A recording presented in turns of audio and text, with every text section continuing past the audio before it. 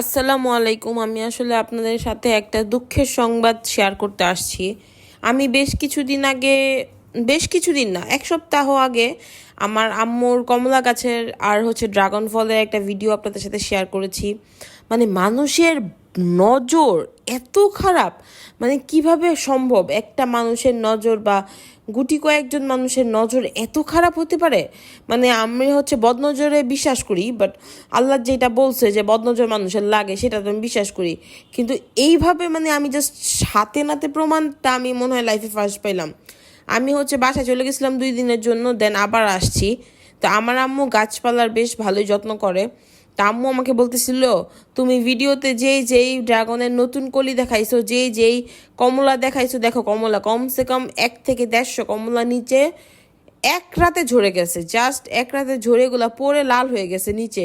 আম্মু বলতেছে যে আমি টুকায় কিছু রাখছি আম গাছের গোড়ার মধ্যে তোমাকে দেখাবো বলে, আর বাকিটা তোমাদের মানে পড়ে রয়েছিল দেখে ওগুলো আবার এসে দেখে পড়ে গেছে। আমি এরপরে গিয়ে দেখি ড্রাগনের এই ছোট ছোট কলিগুলো এইগুলো পর্যন্ত নষ্ট হয়ে গেল।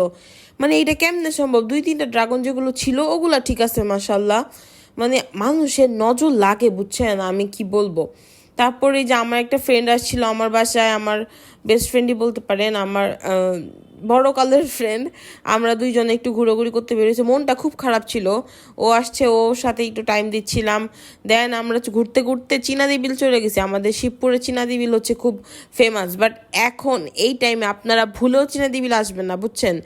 যা একটা বিচ্ছিরি অবস্থা, কোনো মানে একটা ভ্যাপসা গরম, আর না হয় সারাদিন টিপটিপি বৃষ্টি, কোনো ফুল নাই, কোনো কিচ্ছু নাই। আপনারা এইভাবে প্রতারিত হবেন না। মানে আমরা গেলে নৌকাওয়ালারা 50 টাকা 100 টাকা 200 টাকা চায়, বুঝছেন।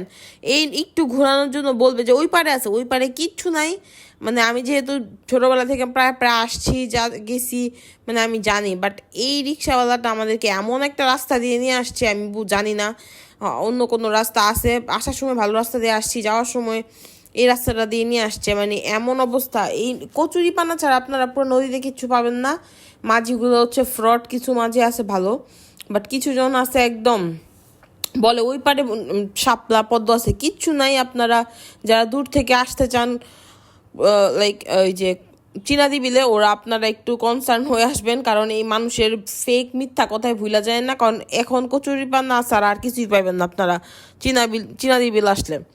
তো এটা আমার পার্সোনাল ওপিনিয়ন। আমি গতকালকে গিয়েছি, সো এই জন্য আপনাদেরকে বললাম যে যারা দূর থেকে আসতে চান এখন আইসেন না, কিছুদিন পরে আসেন, হইলেও হইতে পারে আপনারা এরকম মানে রাস্তার মধ্যে মনে হচ্ছে রিক্সা টিক্সা উল্টে যাবে। বৃষ্টিতে কাদায় রাস্তার এই অবস্থা, পুরো জঙ্গল, সাপ, মানে কি একটা বিভৎস অবস্থা। আমি খুব ভয়ে ভয়ে ওখান থেকে বের হয়েছি আলহামদুলিল্লাহ। বাট আপনারা যারা মানুষের উপরে বদনজর দেন, আপনাদের উপর কি বদনজর লাগে না আমার একটা কোশ্চেন। আর যারা বদনজরের শিকার আমাকে একটু জানান তো কি করা উচিত। আমি তো অনেক সুরা টুরা পরে নিজেরে ফুদেই, কিন্তু হয় না। আল্লাহ হাফেজ, আসসালামু আলাইকুম। আপনারা সবাই ভালো থাকবেন আর হেফাজতে থাকবেন।